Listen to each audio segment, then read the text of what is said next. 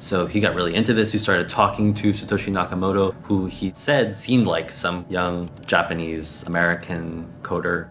Hal Finney was the first guy to work with Nakamoto. He was a cryptographer. As soon as Nakamoto released it, he was one of the first people to email him back and say, hey, this is interesting, I'd like to work with you. And in the first weeks of Bitcoin, he worked with him back and forth setting up the system. And Satoshi Nakamoto ended up sending Hal Finney the first ever Bitcoin transaction.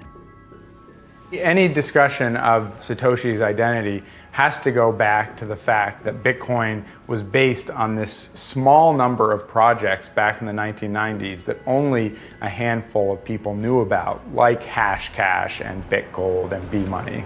And so you end up with a pretty small group of people who would have known about these projects. People thought David Chaum was, everybody in the cypherpunk movement at one point or another, they've said, well, he must have been Satoshi.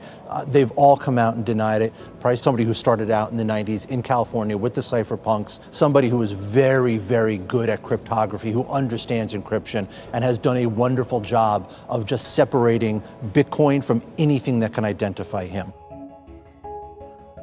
I think for Bitcoin's sake, the continuing anonymity of Satoshi has ended up being a really good thing, because the people who have gotten involved in it have been able to write their own ideas and dreams onto this technology.